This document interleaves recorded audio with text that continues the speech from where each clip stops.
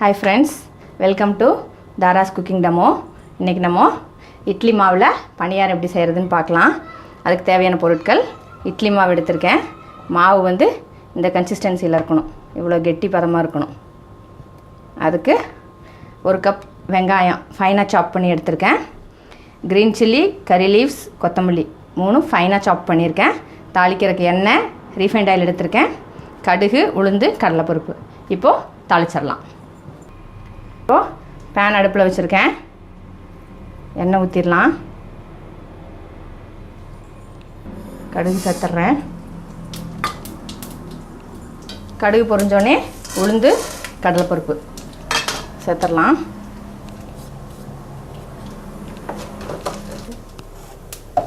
இப்போ உளுந்தும் கடலைப்பருப்பும் செவந்துருச்சு. அதில் கட் பண்ணி வச்சிருக்கேன் ஆனியன்ஸ் சேர்த்துக்கிறேன். ஆனியன்ஸ் கொஞ்சம் நிறையா இருந்தாலும் ஓகே தான், டேஸ்ட் நல்லா தான் இருக்கும். வெங்காயம் வணங்கிருச்சு. ரொம்ப வணங்கணுங்கிறதெல்லாம் இல்லைங்க, லைட்டாக டிரான்ஸ்பரண்ட் ஆனால் போதும். ஏன்னா நம்ம அது திருப்பி மாவில் போட்டு திருப்பி நம்ம வேக வைக்க தான் போகிறோம். வெங்காயம் வணங்கினோடனே அதில் பச்சை மிளகா, கருவேப்பிலை, கொத்தமல்லி கட் பண்ணி வச்சுருக்கிறத சேர்த்துடலாம். வணக்கிட்டு பார்க்கலாம். இப்போது எல்லாமே நல்லா வணங்கிருச்சு. இதை எடுத்து நம்ம மாவில் சேர்த்துடலாம்.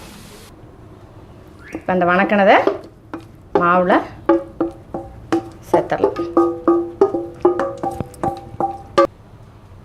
இப்போது வணக்கினது குட்டியாச்சு. இது மாவில் நல்லா மிக்ஸ் பண்ணிவிட்டு இது நம்ம பணியாரக்கல் வச்சு பணியாரம் ஊற்ற ஆரம்பிச்சிடலாம். பணியார சட்டி அடுப்பில் வச்சுருக்கேன். சட்டி காஞ்சோடனே எல்லாத்துலேயும் ஒவ்வொரு ஸ்பூன் எண்ணெய் ஊற்றிக்கலாம். எண்ணெய் எல்லாத்துலேயும் ஊற்றியாச்சு. இப்போ மாவு ஊற்றிடலாம். குழி ஃபுல்லாக ஊற்றக்கூடாது, ஒரு பாதிக்கு தான் ஊற்றணும். ஏன்னா அது வேகும்போது கொஞ்சம் மேலே வரும், அப்போ சரியாக வந்துடும்.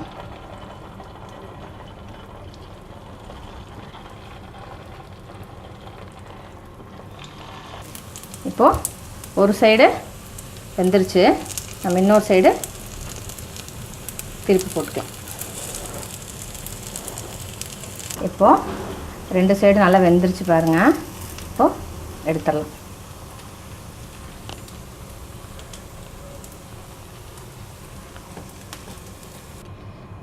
இப்போ இதே மாதிரி அடுத்த அரிசல் ஊற்றிடலாம்.